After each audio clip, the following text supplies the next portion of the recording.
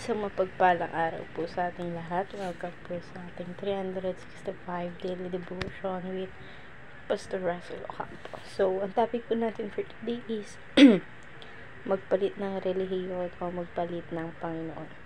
And may concept po ito na conversation.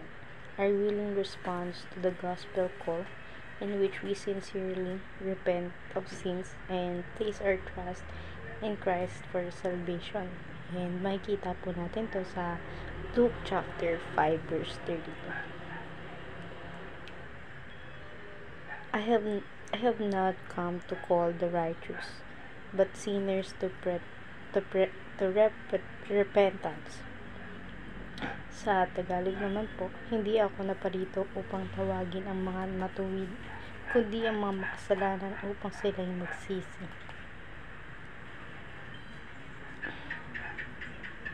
So, ngayon naman po, share ko po yung mga natutunan ko sa naging topic po natin for today. Magsimula po tayo sa teaching. First teaching, true conversation is not religious. Ang tingin kasi ng iba pagka nagkakaroon ka ng conversation with other, it is a religion na agad, or it is religion na nga. So, pag nakikipag-usap ka sa Panginoon, hindi ibig sabihin na may relihiyon ka na. This is not religious. So, sa second teaching naman, true conversation involves repentance and salvation. So, pag nakikipag-usap tayo tungkol sa ating Panginoon, involved po doon yung repentance na mayroon tayo and yung salvation na nakukuha natin sa ating Panginoon.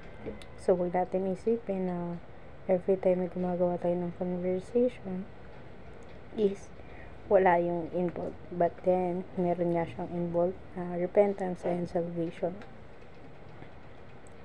Sa third teaching naman, true conversation is submission to Christ. So yung totoong conversation is nagsasubmit siya sa ating Panginoon sa mga bagay na nagagawa natin, and yung sa sariling atin na nagsasubmit tayo sa ating Panginoon.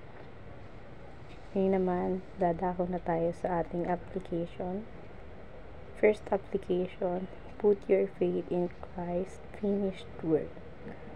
So, kung sa tingin nyo pangit or hindi maganda yung nagagawang finish work sa atin ng Panginoon sa buhay natin, huwag natin siyang titignan sa ganong way, but then tignan natin siya sa mas magandang way, dahil nga kailangan may faith tayo sa ginagawang work sa buhay sa atin ng Panginoon.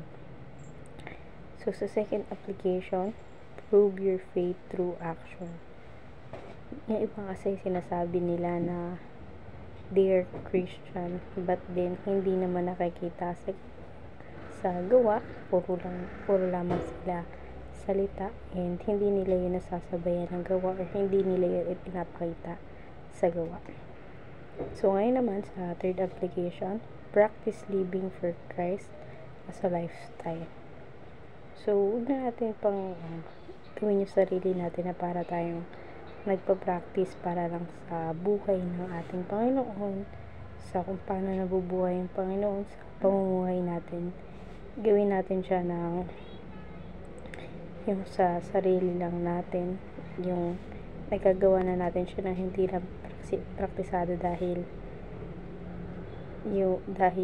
sa sarili natin na yung sa buhay natin na hindi na dapat ito praktisado. Ngayon naman, mag-proceed tayo sa discussion. What is the difference between religious conversation and true conversation? Pag sinabi kasing religious conversation, ito yung may pinapatungkulan siya ng Panginoon. Pero pag sinabi naman kasing true conversation, ito yung sa totoong nasalita ng Panginoon. Hindi na yung sa parang may Diyos-Diyosan pa silang kinakwentong iba.